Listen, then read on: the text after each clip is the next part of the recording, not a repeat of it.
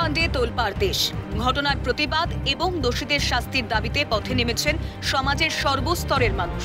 মঙ্গলবার এই আবহে বিধানসভার বিশেষ অধিবেশনে the Aparajita women and child West Bengal criminal laws amendment bill 2024 pass হয়।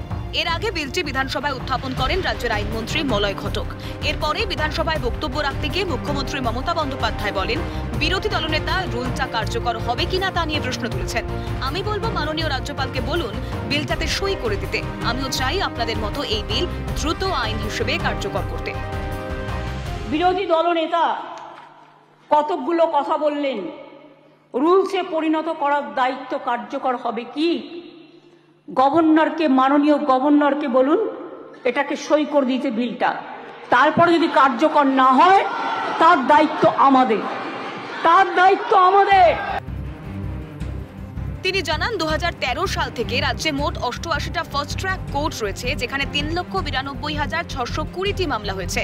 তার মধ্যে 3,11,479টি মামলার বিচার করে শাস্তি বিধান করা হয়েছে।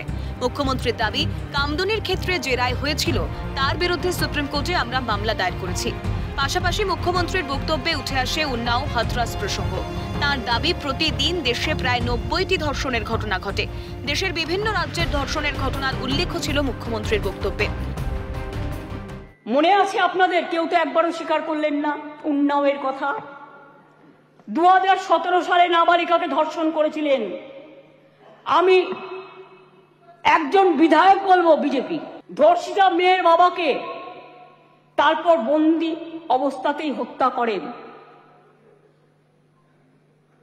ধর্ষকের বাবা মানে ধর্ষক সেই বিধায়ক। মনে করুন, আজ থেকে 4 বছর আগে 2020-এ এই সেপ্টেম্বর মাসেই হাথরাসের ঘটনা, যেখানে একটি দলিত মেয়েকে গণধর্ষণ করা হয়। বিচার তো পায়নি, সেও বাঁচেনি। তার মতে এটা একটা সামাজিক ব্যাধি, এই ব্যাধি আগে সারাতে হবে। মুখ্যমন্ত্রী বলেন, ধর্ষণ বিরোধী করা আইন প্রণয়নের জন্য আমি প্রধানমন্ত্রীকে 2টো চিঠি দিয়েছি, কিন্তু প্রধানমন্ত্রীর দপ্তর থেকে এর কোনো উত্তর পাইনি। ধর্ষণ রোধে দ্রুত বিচার এবং কঠোরতম সাজার দাবি জানিয়ে আমি 2টো চিঠি ইতিমধ্যেই প্রধানমন্ত্রীকে লিখেছি। আমি যেহেতু তার কাছ থেকে কোনো উত্তর পাইনি, উত্তর দিয়েছেন একজন উইমেন অ্যান্ড চাইল্ড ডিপার্টমেন্টের মিনিস্টার, কিন্তু তিনি যে উত্তর দিয়েছেন সেটাকেও কাউন্টার করে আমি প্রধানমন্ত্রীকে জানিয়েছি। তার অভিযোগ, বাংলাকে শুধু বদনাম করা হচ্ছে। বাংলার সম্মান নিয়ে ভাবুন। মুখ্যমন্ত্রীর দাবি, ওরা আইনটার যেখানে যেখানে ফাঁক রেখেছে আমরা সেটা সংশোধন করেছি। ভারতীয় সংবিধানের যুগ্ম তালিকা অনুযায়ী এই ধরনের সংশোধন আমরা আনতেই পারি। মূল আইনের সবটা তো আমরা সংশোধন করছি না। তিনি বলেন, এই বিলের 3টি বিষয় আছে, তা হলো বর্ধিত শাস্তি, দ্রুত তদন্ত, দ্রুত ন্যায় বিচার। মুখ্যমন্ত্রী বলেন, ভারতীয় ন্যায় সংহিতায় 10 থেকে 20 বছরের সশ্রম কারাদণ্ডের কথা বলা আছে, ক্ষেত্র বিশেষে যাবজ্জীবন সশ্রম কারাদণ্ড। অপরাজিতা বিলে বলা হয়েছে, এই অন্যায়ের ক্ষেত্রে আমৃত্যু সশ্রম কারাদণ্ডের শাস্তি, অপরাধ গুরুতর হলে প্রাণদণ্ড। ধর্ষণ ও গণধর্ষণের ক্ষেত্রে ভারতীয় ন্যায় সংহিতার যে শাস্তির কথা বলা হয়েছে, 10 থেকে 20 বছরের সশ্রম কারাদণ্ড এবং ক্ষেত্র বিশেষে যাবজ্জীবন সশ্রম কারাদণ্ড। আমরা এটাকে করছি আমৃত্যু সশ্রম কারাদণ্ড থেকে গুরুতর থেকে ক্ষেত্রে এমনকি প্রাণদণ্ড।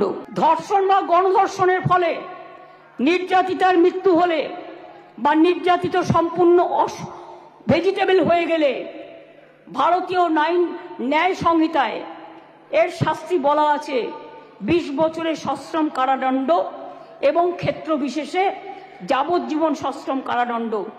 আমরা এটাকে করেছি প্রাণদণ্ড।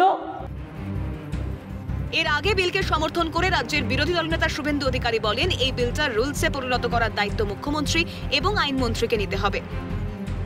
প্রশ্ন করতে চাই না, কিন্তু যারা এনেছেন সরকার পক্ষ, এই বিলের রুলসে পরিণত করার দায়িত্ব পশ্চিমবঙ্গ সরকার এবং যিনি বিল পেশ করেছেন on behalf of West Bengal state government as a whole chief minister যিনি ক্যাবিনেটকে লিডারশিপ দেন তাকে নিতে হবে।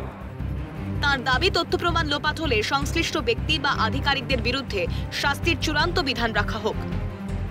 তথ্য প্রমাণ লোপাট করলে সংশ্লিষ্ট ব্যক্তি বা আধিকারিকের বিরুদ্ধে চূড়ান্ত শাস্তির বিধান রাখা হোক।